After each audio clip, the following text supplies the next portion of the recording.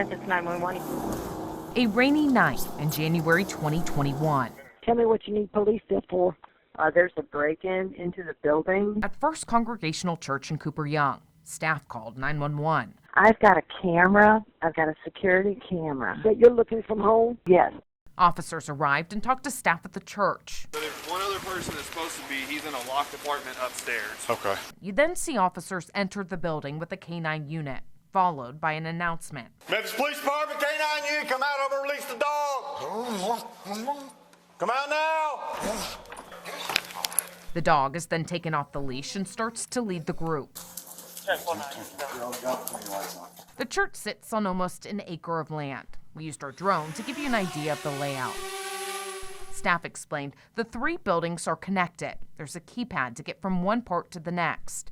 Staff told 911 the thieves were spotted in the middle building's basement. Up there is the hostel. A few minutes into the search, You live here? Yeah. Get in. they encountered a resident, the only resident employees had warned officers about. He lives in the sanctuary, not in the hostel area.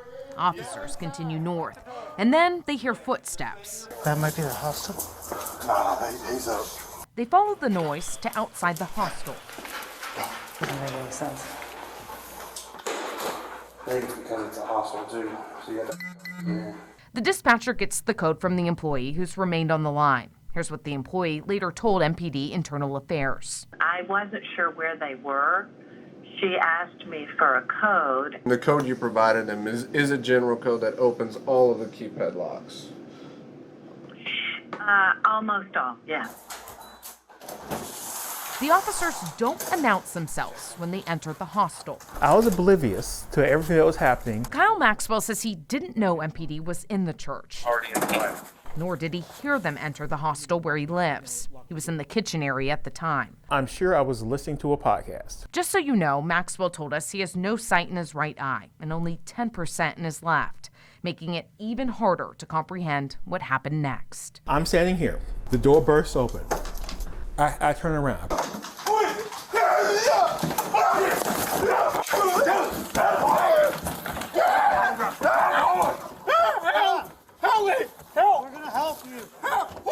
I didn't know what was going on. And I just knew that several men were holding me down, that a dog was biting me. Relax. What are you doing here? I live here. Are you the Jew? Yes. Are you the guy that we just saw? We told you to stay inside. I was terrified. I thought I was about to die. Maxwell is then handcuffed. Another tenant hears the commotion. Hey, do you know this? What are you doing? That's when police realized Maxwell wasn't the burglars they were looking for. It wasn't the man they encountered in the sanctuary either. The man they put in handcuffs was just a man in his kitchen. Officers told Internal Affairs they weren't given clear information. All they knew was that no one was supposed to be inside the building except for one person on the third floor. Maxwell's attorney, Jake Brown. There was just no reasonable basis for them to be in this part of the building in the posture that they apparently were. He also questions why officers did not give a clear verbal announcement after using the keypad to enter the hostel.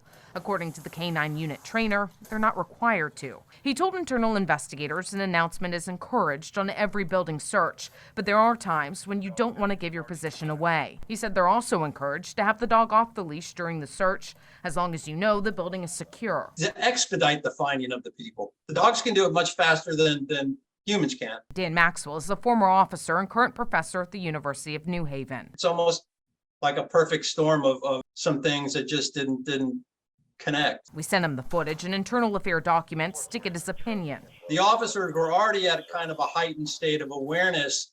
This translates to the canine. The canines are extremely attuned to how their handlers are behaving. So is there anything to prevent a situation like this? Trying to get better information before everybody goes in. Better information from the complainant, better information via dispatch. He also said more training always helps. It's unclear if anything changed after this incident, since Internal Affairs only wrote up one officer for not wearing his body camera, not the same officer whose body camera ran out of battery.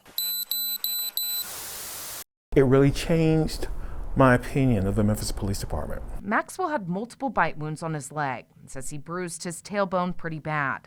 He's now filed a lawsuit, and it appears officers don't blame him. It looks really bad on us, which we didn't intend to sick a dog on some guy making a snack. Jessica Gertler, WREG News Channel 3.